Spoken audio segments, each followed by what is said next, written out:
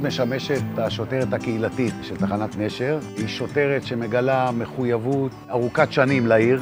אנחנו זוכים פה כל הזמן למכתבים ולתודות מתושבים, וכשזה חוזר על עצמו זה מראה באמת שזו הדרך שלה. אני רכזת מתנדבים בעיר נשר, אחראית על כיתות הכוננות מטעם המשטרה בעיר נשר. הדרכות בבתי ספר, גני ילדים, עושה המון פרויקטים. אני מאוד אוהבת את מה שאני עושה. ויש לי פה בעיר, בתחנת המשטרה בנשר, מתנדבים מדהימים, שהם ממש משפחה. לעבוד עם מתנדבים זה לא משהו שהוא קל, ולאורית יש את זה. היא מגיעה אלינו כמדריכה של משמרות הזהב בכיתות ה'. קודם כל, התלמידים מכירים אותה כל כך טוב, היא כמו אימא של כל הקהילה פה. את משמרות הזהב אורית מעבירה לילדים באופן מיוחד, באופן נגיש ומעורר השראה. היא יצירתית, היא פורצת דרך, והיא יודעת לעשות את זה בצורה הטובה ביותר שיש. אורית, בגלל שהיא מחוברת מאוד לקהילה, אז יש לה המון אנשים שמתנדבים איתה ועושים טוב לקהילה.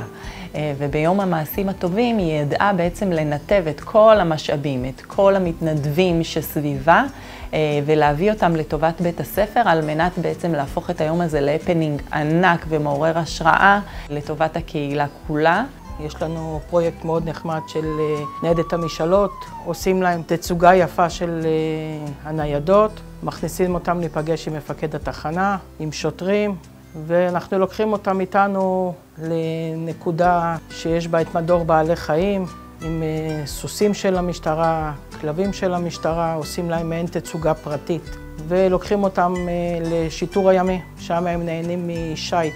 היה לנו פרויקט שיתוף פעולה עם התיכון, זה נקרא חסד של אמת. הגיעה כיתה ביחד איתנו לבית העלמין, ועשינו שם חידוש אותיות ושטיפת המצבה. פרויקט מדהים שתיכון מקיף נשר ממשיך אותו כמסורת מדי שנה. יש לה את בית הקשיש שבעצם היא מאמצת אותו. אנחנו מגיעים אליהם, עושים להם הדרכה מבחינת עוקץ הקשישים. אנחנו עושים להם הדרכה כיצד להיזהר. נשר הרוויחה ובגדול שיש לה את אורית, כי כל אחד צריך אישה כמו אורית שיודעת להוביל מהלכים ופרויקטים קדימה בתוך העיר ותמיד לטובת האחר. אז אני מאחלת לעיר נשר המדהימה שהיא תמשיך להיות כמו שהיא היום, אפילו גם יותר טובה, ושיצטרפו עוד למעגל ההתנדבות אנשים בעיר. וזה פשוט כיף, באמת. אני חושבת שכל נתינה זה נותן לבן אדם את הכוח להמשיך ולהעניק לאחר.